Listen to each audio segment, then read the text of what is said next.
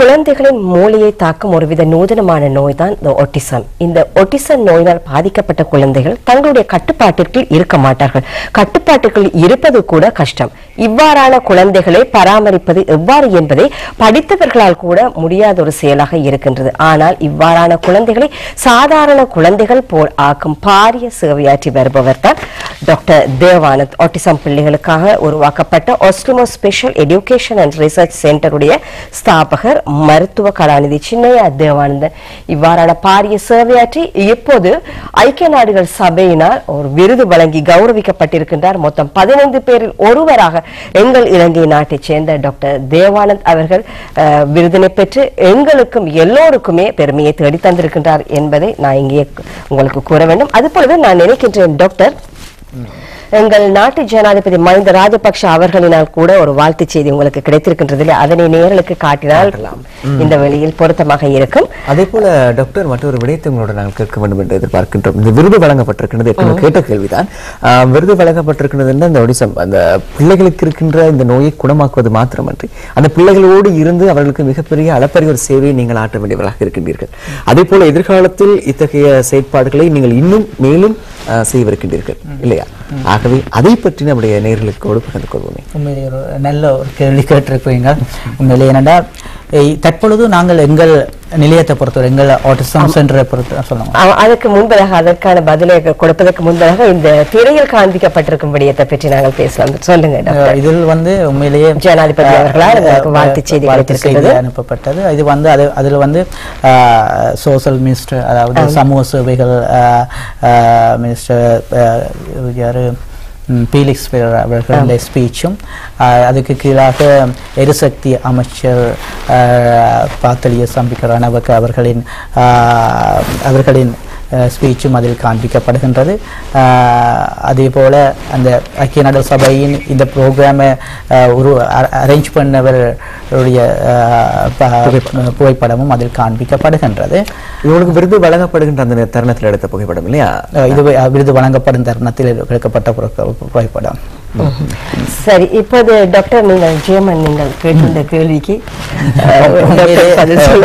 தேவையான கேள்வி உண்டு.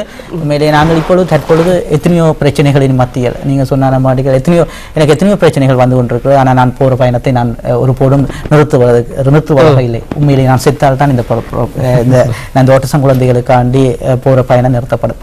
எத்தனையோ பக்கத்தால் எத்தனையோ பிரச்சனைகள் எனக்கு வந்து கொண்டிருக்கிறது. ஆனால் நான் அடுத்த காலை பின்னுக்கு வைக்கிற அளவுக்கு இல்லை.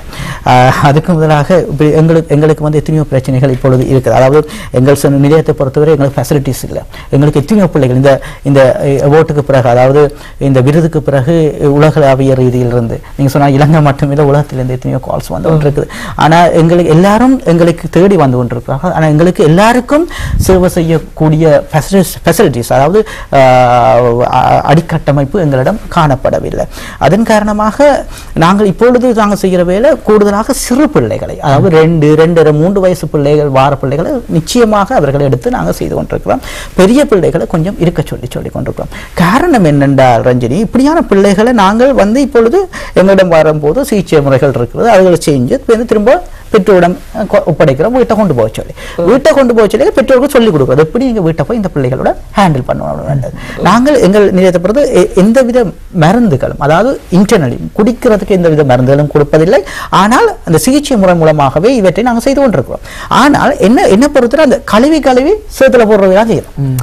ஏன்னா இப்போ எங்கெண்ட நிலையத்தில் நாங்கள் ட்ரீட்மெண்ட் செய்ய அந்த பிள்ளை நல்ல நிலைமைக்கு வந்து திரும்ப வீட்டை போன வீட்டு என்வாயன்மெண்டல், அதாவது வீட்டு சுற்றுச்சூழலுக்கு திரும்ப அந்த பிள்ளை மற்ற பக்கம் போயிடும். அப்போ எங்கெண்ட குறிக்கோள் இப்படியான பிள்ளைகளை வந்தால் இவர்களை எங்களுடன் நிறுத்தி வைத்து, அதாவது லைஃப் லாங் இல்லை, வாழ்க்கை முழுக்க ஒரு மாதம் 2 மாதம் 6 மாதம் இவர்களை நிறுத்தி வைத்து இவர்களுக்கு சரியான சிகிச்சை முறைகளை கொடுத்து இவர்களை சாதாரண பிள்ளைகளாக மாற்றக்கூடிய அளவுக்கு மாற்றித்தான் வெளியில விடணும் என்றுதான் எங்களோட நோக்கம். ஆனால் அதுக்குரிய வசதி அமைப்பு எங்களிடம் இல்லை. அப்படி இருந்தும் ரஞ்சினி, இப்பொழுது எங்களிடம் 7 ஆட்டிசம் குழந்தைகளை நாங்கள் எங்களுடன் வைத்து, தமிழ், சிங்களம், முஸ்லீம், இது யாருன்னு சொல்ல மாட்டேன், எல்லா இட பிள்ளைகளும் இருக்கிறார்கள். நீங்கள் சொன்னாலும் இப்போ ஒரு 3 நாளைக்கு முதல் நடந்த ஒரு விஷயம், நான் பிள்ளைகள் எல்லாரும் அப்படியே படத்து இருந்துச்சேன். அப்போ நான் போய் பார்த்துட்டு யோசித்தேன், உண்மையிலேயே அதில் தமிழோ சிங்களம் ஒன்றுமே தெரியாது, எல்லாரும் ஒன்றா படத்துக்கு நடக்கிறாங்க. அப்ப அப்படி நான் என்ன கதைக்க வரேன்னா நாங்க எல்லாரும் மனிதர் நாங்க எங்களால் இயன்றது நாங்கள் செய்ய வேணும். ஆனால் சில பெற்றோர்கள் டாக்டர் யோசிப்பார்கள் என்ன ஏன் இந்த குழந்தை புரிந்து கொள்ளுகின்றது இல்லை. ஆனால் உண்மையிலேயே பெற்றோர் அப்படி நினைக்க கூடாது. குழந்தையினுடைய வளர்ச்சியை பெற்றுத்தான் அவர்கள் யோசிக்கணும். இந்த குழந்தை எதனால் வெறுப்படைகின்றது, எதனால் கோபம் அடைகின்றது, எதனால் இப்படி நடக்கின்றது என்பதை பற்றி நாங்கள் சரியாக சிந்தித்து அதற்கு தேவையான கல்வி அறிவை சிகிச்சை முறைகளை பெற்றோர்கள் மேற்கொள்ள வேண்டும். இல்லை டாக்டர், நாங்கள் தொடர்ந்து பேசுவதற்கு முன்பதாக ஒரு நேயர் அழைப்பில் வந்திருக்கின்றார். வணக்கம். வணக்கம், நான் அக்கரைப்பேருந்து அப்துல் காதர். சொல்லுங்க டாக்டர், உங்களுக்கு எனது உங்க வீடுகளை தேடி நான் உங்களுக்கு நன்றி. அது மட்டும் இல்லாமல் டாக்டர், இப்ப ஒட்டிசம் குழந்தைகள் என்று சொல்லும்போது நான் ஒரு பாமசி ஒன்றில் வேலை செய்கிறேன். ஒட்டிசம் குழந்தைகள் என்று சொல்லும்போது அவர்களை அடையாளம் காண்பது எப்படி, அவர்களை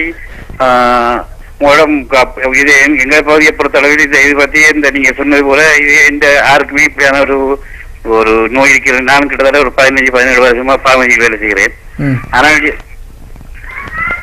சம்பந்தமான பூரண அறிவு என்னங்களும் கூட இல்லை. அதனால் நீங்கள் இது சம்பந்தமாக சொல்ல வேண்டும். அது மட்டும் இல்லாமல் அடையாளம் காண்பது எப்படி, அது மட்டும் அத்துடன் உங்களை தொடர்பு கொள்ளக்கூடிய தொலைபேசி இலக்கங்கள் அல்லது மத்திய சுகாதார மத்திய நிலையங்கள் ஏதாவது இருந்தால் அதை அட்ரஸ்களை சொன்னால் எங்களுக்கு மட்டுமே போன்ற நேர்களுக்கு மிகவும் இலவாக இருக்கின்றோம் டாக்டர். நன்றி டாக்டர்.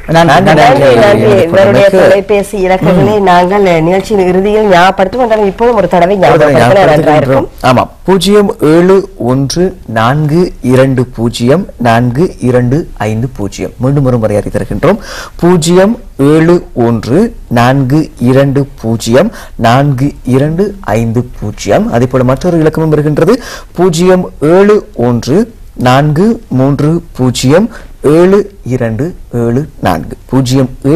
07143072724 என்ற இலக்கத்தின் வழியாக அழைப்பு ஏற்படுத்தலாம். அதே போல தெரியும் இணையதள முகவரி கூட இருக்கின்றது www.osilmo.com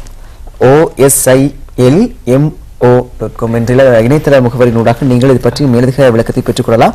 அதே போல அந்த நேயருடைய கேள்விக்கு ஏற்ற பதில் நேர் கேட்டிருந்தார் இல்லையா டாக்டர், முக்கியமாக இந்த ஆட்டிசம் குழந்தையில அடையாளம் கண்டுகொள்வது எவ்வாறு அப்படின்னு சொல்லி அதே தருணத்தில் நானும் இந்த கேள்வியை கேட்கிறேன். இந்த ஆட்டிசம் குழந்தைகளுக்கும் டவுன் சிம்டம், அதாவது மொங்கோலியா என்று சொல்வார்கள் மொங்கோ, அந்த பிள்ளைகளுக்கும் ஒற்றுமை இருக்கின்றதா அல்லது வெவ்வேறு விதமான குழந்தைகளா இவர்கள்? உண்மையிலேயே காரணம் அந்த டவுன் சிண்ட்ரோம் என்று பார்க்கின்ற பொழுது 23 நிறமூர்த்தங்களில் ஒரு நிறமூர்த்தம் அதிகமாக இருப்பதை நாங்கள் சரியான விளக்கம் சொல்றீங்க. நான் சொல்லும் நீங்க சொல்லிட்டீங்க. உண்மையே சரியான விஷயம். அதாவது டவுன் சிண்ட்ரோம் பிள்ளைகள் அதன் காரணம் நிறமூர்த்தங்களில் ஏற்பட குறைபாடு காரணமாக தான் அப்படியான பிள்ளைகள் உருவாகும். ஆனா டவுன்ஸ் பிள்ளைகளை பார்த்தெடுப்புல இப்ப இதுல ஒரு பிள்ளை வந்து உடனே நீங்களே கண்டுபிடிக்கலாம். நான் தான் பெற வேண்டும் அவசியம் இல்லை, ஒரு டாக்டர் தான் பெற வேண்டும் அவசியம் இல்லை. ஏன்னா அவர்கள் முகத்திலேயே அவர்களோட வித்தியாசத்தை காணலாம். முகத்தில் வித்தியாசம் இருக்கும், அவருடைய செயற்பாடுகளில் அது மாத்திரம் கைகளை எடுத்துக்கொண்டிருக்கின்ற விரல்கள் மிகவும் சிறிதாக காணப்படும். உருவமைப்புல வித்தியாசம், விரல்களுக்கு மிகவும் சிறிதாக காணப்படும். காலில் பெரு விரலையும் முதலாவது விரலையும் எடுத்தீங்கன்னா இவ்வளவு அகலமாக காணப்படும். வடிவா நோட் பண்ணி பாருங்க. கைகளில் இந்த ரேகைகளின் அளவு குறைவாக காணப்படும். ஏன் அது ஒன்றுமே தேவையில்லை, முகத்திலேயே நீங்க கண்டுபிடிச்சு. ஆனா ஆட்டிசம் குழந்தைகள் மிகவும் அழகான பிள்ளைகள். அழகந்த சாதாரண குழந்தைகளை போலவே இன்னொரு ப்ரோக்ராமுக்கு 2 பிள்ளையை கொண்டு வச்சு நான் செய்து காட்டுறேன். அவ்வளவு அழகான பிள்ளைகள், சாதாரண பிள்ளைகள். அதுதானே இங்க ஆட்டிசம் பிள்ளைகளுடைய பெற்றோருக்கு இருக்கிற பிரச்சனையே. என்ன, இந்த பிள்ளைய ஒரு இடத்துக்கு கூட்டிட்டு போனால் பிள்ளை வடிவா இருப்பாரு, அப்ப பாக்குறவனுக்கு தெரியாது இந்த பிள்ளைக்கு பிரச்சனை இருக்குன்றது. அப்ப என்ன சொல்ற, பேரன் பிள்ளைய வளர்ப்ப பேரன் பிள்ளைய வளர்க்க தெரியாம வளர்த்துக்க வைக்கணும், இப்படி ஓடி தெரியுது, இப்படி செய்யுது, அப்படி. அப்ப அங்க வந்து பாருங்க, அதை நான் அதுல ஒரு முக்கியமான விஷயம் சொல்றேன். Child is not a problem, child has a problem. அது பிள்ளை இங்கு பிரச்சனை இல்லை, பிள்ளைக்கு பிரச்சனை இருக்கிறது. இதை புரிஞ்சு கொள்ளணும்.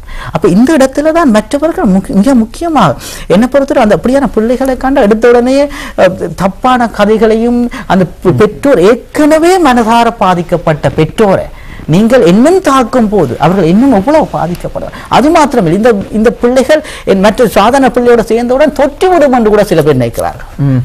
இப்படியான பிரச்சனைகள் உள்ள ஒடிசம் உள்ள பிரச்சனைகள் உள்ள அந்த பிள்ளைகளுக்கு டாக்டர், இந்த பிள்ளைக்கு இதுதான் இருக்கிற இந்த பிரச்சனை தான் இருக்கின்றது என்பது பெற்றோர்கள் எப்படி இனம் காணலாம்? உண்மையான விஷயம், நல்ல விஷயம். முதலாவதாக நாங்கள் சோட்டா வடிவ டாக்டர்னு சொல்லி கொண்டு போறோம்னா முதலாவது நாங்கள் எடுத்தோம் என்றால் இந்த பிள்ளைகளுக்கு ஐ கண்டெக்ஸ் இருக்காது. நான் சாதாரண எல்லாரும் விளங்கக்கூடிய மாதிரி சொல்றேன் ஐ கண்டெக்ஸ், அதாவது கண்ணை பாரும்போது நீங்க இவ்வளவு அழகா என்ன பார்த்து கதைச்சு கொண்டு இருக்கீங்க, நாங்கள் கண்ணை பார்த்தோம். இந்த பிள்ளைகளுக்கு கண்ணை பார்த்து கதைக்க மாட்டார்கள். இவற்றை பேரை சொல்லி கூப்பிட்டால் இவர் ரஞ்சினி என்று ஒரு 10 தரம் கூப்பிட்டா கூட அவங்க அதுக்கு ரெஸ்பான்ஸ் பண்ண, ஆனால் அவைக்கு காது கேட்கும் கண் தெரியும், ஆனால் அதுக்கு ரெஸ்பான்ஸ் பண்ண பார்க்க வேண்டும் என்ற உணர்வு இல்லை. அவர் அதை பற்றி நீ என்ன கூப்பிடு எவ்வளவு நேரம் கூப்பிடு நான் இந்த வளா இருப்பேன், அவங்க தங்கண்ட பால் ஏதாவது செய்து கொண்டிருப்பார்கள். முதலாவது விஷயம் வட்டிவா கண்டுபிடிக்க. அப்ப ஒரு சின்ன பிள்ளை நான் என்னது சொல்லுவாங்க, இப்ப 1.5 வயசு அப்போ ஒரு கேள்வி கேட்டீங்க பாருங்க, 6 மாசம் 8 மாசம் வரைக்கும் ஒரு பிள்ளையை பார்த்து சிரிச்சு கை தட்டினா பார்த்து சிரிக்கும் அடிக்கும். அப்ப இந்த பிள்ளைகள் அதுகள் செய்யாது, ஐ கண்டெக்ஸ் இருக்காது. அடுத்து நான் முதலாவது சொன்ன போல வந்த கதை இல்லாம போகும், இல்லாட்டி சில பிள்ளைகள் அப்படியே இல்லாமலே இருக்கும், கதையே வராது. கூடுதலாக அடுத்தது முக்கியமா சொல்லலாம், மற்ற பிள்ளைகளுடன் சேர மாட்டார், கூடுதலாக தனிமையை விரும்புவார்கள், தனிமையாக இருக்க விரும்புவார்கள்.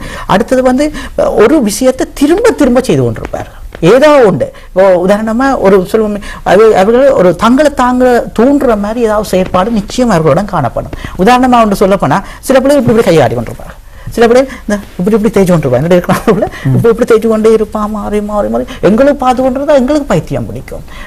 சில பிள்ளை இப்படி செய்வார்கள். அப்படி எதுவும் ஒன்று தாங்கள் துள்ளி கொண்டிருப்பார்கள், தாங்கள் சுத்தி கொண்டிருப்பார்கள். இது ஒரு விடயத்தை மீண்டும் மீண்டும் திரும்ப ஜீரோ டைப் பிஹேவியர்ஸ். அப்படி சொன்னா இவ்வாறான குழந்தைகள் சாதாரண குழந்தைகளோடு நாங்க பாடசாலைக்கு அனுப்ப முடியாது இல்லையா டாக்டர்? உண்மையிலேயே ரஞ்சினி, இப்படியான பிள்ளைகளை பாடசாலைக்கு அனுப்புறது உண்மையிலேயே சிரமமான விஷயம், அனுப்ப முடியாது. அதாவது சொல்ல போனா அளவுக்கு முன்னேற்றமான பிள்ளைகளை அனுப்பலாம், அதாவது நாங்கள் மைல்டு ஆட்டிஸ்டிக் அப்படி இல்லாட்டி ஒரு சிவியரா இருந்து ஒரு குறைஞ்சு ஓரளவுக்கு இதைத்தான் சொல்ற. இவர்களை பயிற்சிகளின் மூலமாக இவர்களை சாதாரண பிள்ளைகளை மாற்றினால் நிச்சயமாக பாடசாலைக்கு அனுப்ப. ஒரு நேர் அழைப்பில் நிற்கின்றார். ஹலோ வணக்கம். ஹலோ வணக்கம். வணக்கம். வணக்கம் சொல்லுங்க. வணக்கம். மகன் ஒரு ஆள் இருக்கிறாங்க, அவ 5 வயசு, அவங்க அந்த இது சொல்லுங்கம்மா தனிமையை விரும்புறாங்க. இருந்த விளையாடுற பிள்ளைகள் வரணும்னா பாஞ்சு அடிக்காரு, ஒரு இந்த இது செய்யறாரு, துப்புவாரு, கைய பாஞ்சு கடிப்பாரு. ஓமாம்மா, அதான் இப்ப நீங்க சொல்றபடி விளங்குதாம்மா, விளங்குது. கூடுதலா தனிமையா இருப்பாரு, மற்றது ஆக்களுக்கு அடிக்கிறது. ஏன்னா இந்த கதைப்பாரோ கடிப்பாரு, பாஞ்சு கடிப்பாரு, இல்ல கதைப்பாரு, பேச்சு இருக்குதோ, பேசக்கூடிய அவ்வளவுதான். 5 வயசு பிள்ளை உமா வாப்பா மட்டும். 5 வயசு பிள்ளைன்னு எத்தனை வசனமே கதைக்கூடிய பிள்ளையா இருக்கும் என்ன சொல்ல பாடசாலைக்கு சொல்லக்கூடிய. அப்ப அது பிள்ளை ஸ்பீச் இல்ல பாருங்க, அதாவது ஒரு சொல் 2 சொற்கள் தான் கதைப்பாருங்க. பாருங்க இந்த இடத்துல நான் ஒரு முக்கியமான விடயத்தை சொல்ல வேண்டும். கன இடத்தில் 5 வயதுக்கு பிறகுதான் எல்லோரும் விழிப்படைகிறார்கள். அப்படிதான் என்ன காணுங்க. 5 வயசுதான் ஸ்கூலுக்கு அனுப்பணும்.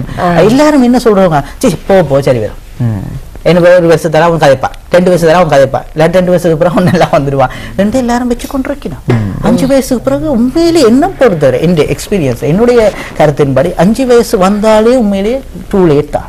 அந்த நேருக்கு நீங்கள் என்ன சொல்ல நேரம் பொறுத்தவரை உண்மையிலேயே அம்மா உங்களோட பிள்ளைக்கு நான் சொன்ன ஆட்டிசம் குறைபாடு இருக்கலாம், நான் அதுக்காண்டி இருக்குன்னு நான் பார்க்காம நான் உடனே உங்களுக்கு சொல்ல மாட்டேன் அம்மா, இருக்கலாம். ஆனால் நீங்கள் தாமதிக்காதீங்க அம்மா, இன்னும் தாமதிக்க என் பிள்ளைக்கு இருக்கிற பிரச்சனை இன்னும் கூடுமையை ஒழிய குறையக்கூடிய சாத்தியக்கூறு இல்லை. காரணம் பிள்ளை பேச்சு இல்லை, பேச்சு இல்லாட்டி என்ன நாங்க சொல்றதையோ அவர் நினைக்கிறத வெளிப்படுத்த முடியாத தன்மை. சொல்ல முடியாட்டி நடக்கும். ஈவன் நீங்களே இதுல இருந்து நானே கதைக்கிறது நீங்களுக்கு விளங்காது, நீங்க கதைக்கிற எனக்கு விளங்காது, கோபம் வருமா இல்லையா? அப்ப இந்த பிள்ளைகள் நடக்கும் இன்னும் இவன் பிரச்சனை கூடும், அடிப்பாங்க, கடிப்பாங்க, தங்களை தாக்குவாங்க, அப்படியான பிரச்சனை. ஆகவே காலம் தாழ்த்தாது இதுக்குரிய நடவடிக்கை எடுக்கிறது. தொலைபேசி இலக்கத்தை மீண்டும் ஞாபகப்படுத்துகின்றோம். 071404245 அல்லது 07143072774. நிகழ்ச்சியின் இறுதியிலும் கூட நாங்கள் உங்களுக்கு இந்த தொலைபேசி இலக்கங்களை ஞாபகப்படுத்துவோம். நேர்களே காத்திருங்க. சொல்லுங்க டாக்டர். நாங்க ஒரு குழந்தைகளை பற்றி கதைச்சோம். பண்றோம். அப்ப நான் சொன்னேன் முதல்ல இனம் காண்கின்ற முறைகளை பற்றி கதைச்சு பண்றோம். அடுத்தது வந்து ஏதாவது தூண்டுற செயற்பாடுகள் செய்து கொண்டிருப்பார்கள் நான் சொன்னேன். மற்றது அந்த சுத்துற சாமான்கள் கூடுதலாக விருப்பமாக இருப்பார்கள். ஏதாவது சுத்தி, அதாவது உதாரணமா ஃபேனோட சுத்தி கொண்டு வந்து அதை பார்த்து கொண்டு இருப்பாங்க. இவற்றை செய்யாதே என்று சொன்னால் அவர்கள் நிப்பாட்டி விடுவார்களா? அதுதானே, அவங்க அதுக்கு ரெஸ்பான்ஸே கொடுக்க மாட்டாங்க. நீங்க என்ன சொன்னாலும் எனக்கு என்ன, நான் திரும்ப நீங்க சொன்னாலும் அதை திரும்ப செய்வார்.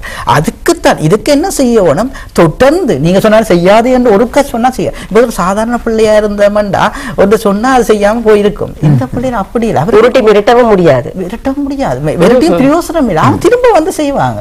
ஆம் டாக்டர், இப்படி இனம் காணப்பட்ட இந்த பிள்ளைகளை நீங்கள் எத்தகைய சிகிச்சைகள் மூலம் குணமாக்குகின்றீர்கள்? காரணம், நீங்கள் அவர் பேச முடியாமல் இருந்த ஒரு சிறுவனை பேச வைத்து ஒரு பிள்ளையில மாமா அந்த பிள்ளையுடைய புகைப்படம் கூட நாங்கள் நிச்சயமான உண்மையான விடயம். எத்தகைய சிகிச்சை மூலமாக நீங்கள் அவரை குணமாக்க? உண்மையிலே நான் முதலில் குறிப்பிட்டது போல எந்த விதமான மருந்துகளையும் குடிப்பதற்கு இன்டர்னலாக கொடுப்பதில்லை.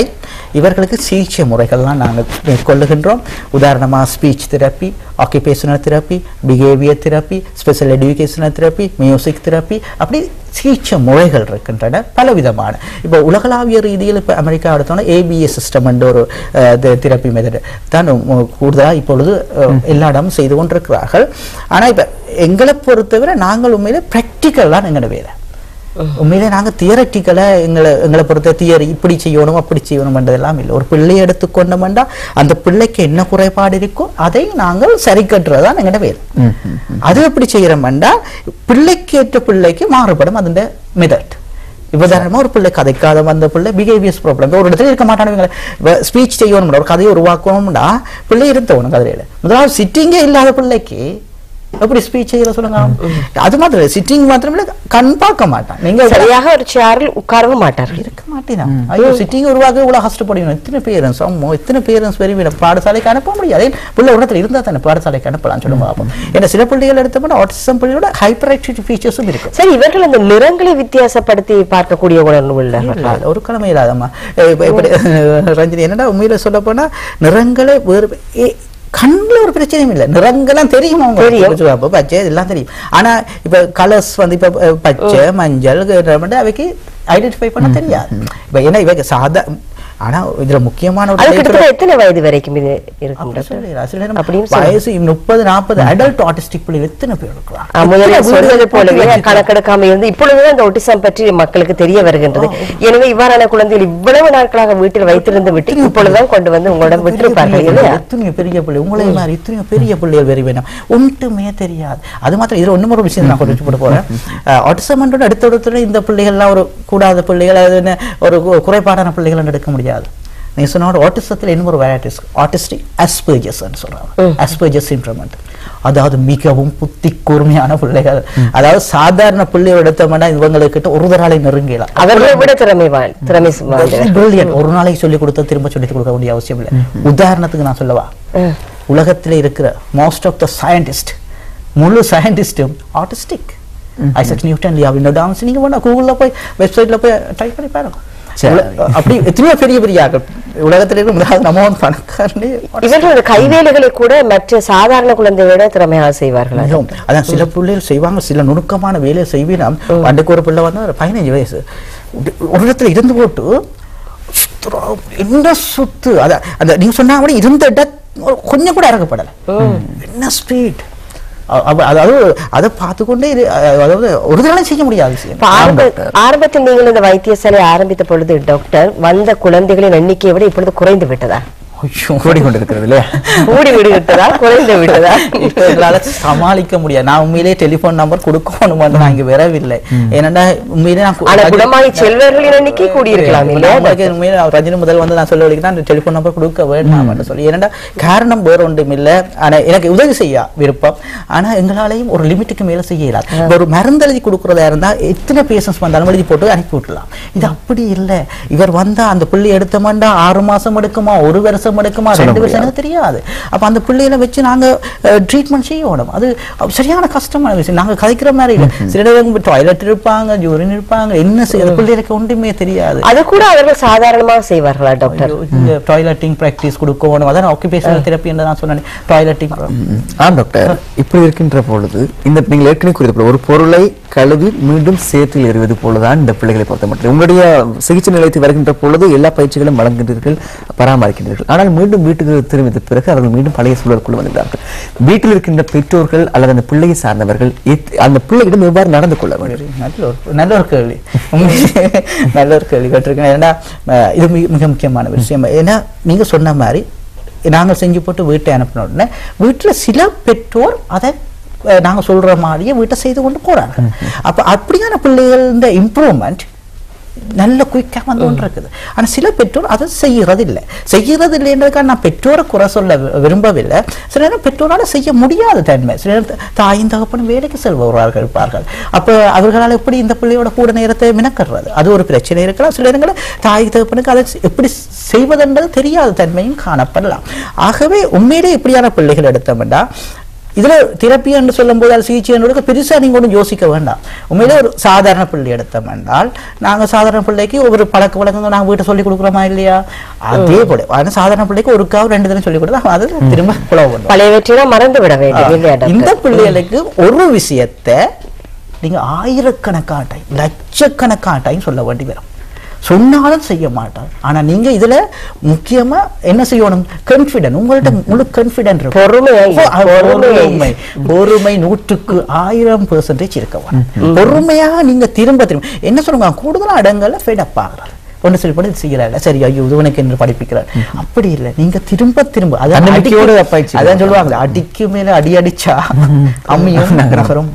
என்ன அதாவது நீங்க நெப்போலியன் கதை முதலே சொன்னீங்கள் தானே, அதாவது நெப்போலியன் உறுதியை பாருங்களேன். என்ன அதாவது இருக்காது, உடனே ஒழிக்கிடும், வேலையை செய்ய ஒழிக்கிடும் வசனம் சொன்னீங்க. என்ன அதாவது உங்க டைம் வேஸ்ட் ஆகும். அதே போல இங்கேயும் நாங்கள் முதலாவது எங்க மனதில் பாசிட்டிவ் திங்கிங் இருக்கும், கான்ஃபிடென்ட் இருக்கும். கான்ஃபிடென்ட் தான் செய்ய முடியாத ஒன்றுமே இல்லை, என்ன பொறுத்த ஒன்றுமே இல்லை, எல்லாம் செய்யலாம். உண்மையில டாக்டர், இவ்வாறான குழந்தைகளுக்கு மறுவாழ்வு அளிப்பதில் சமூகமும் அக்கறை செலுத்த வேண்டும் இல்லையா? உன்னை போல் பிறரையும் நேசி என்று இயேசு பிரான் சொல்லி இருப்பது போலவே நான் நினைக்கின்றேன் டாக்டர். இப்பொழுது இந்த குழந்தைகள் இல்லாமல் உங்களுக்கு வாழ்க்கை இல்லை இல்லையா டாக்டர்? ஒரு விதமான உண்மையான விஷயம். நிச்சயமாக நான் நினைக்கின்றேன் இந்த வழியில் மீண்டும் ஒரு தடவை டாக்டருடைய தொலைபேசி இலக்கங்களை ஞாபகப்படுத்தினால் நன்றாக இருக்கும். எழுதிக் கொள்ளுங்கள் நேர்களே. 07142504250. மீண்டும் ஒரு முறை 07142504250. அதுபோல மற்றொரு இலக்கம் இருக்கின்றது 07143072724 07143072724 என்ற இலக்கத்தின் வழியாக அழைப்பினை ஏற்படுத்துங்கள்.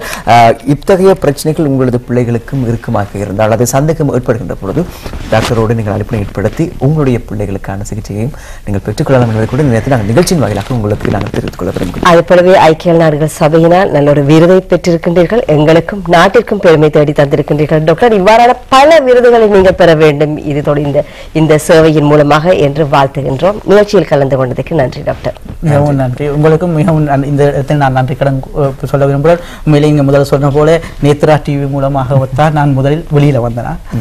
அதை இந்த இடத்தில் நான் ஞாபகப்படுத்தி உங்களுக்கு நன்றி சொல்லி நன்றி டாக்டர். டாக்டரிடமிருந்து விடைபெறுகின்றோம். அடுத்து மணிச்செய்திகள் காத்திருக்கின்றன. மணிச்செய்திகளை தொடர்ந்து அழகு குறிப்போடு சந்திப்போம்.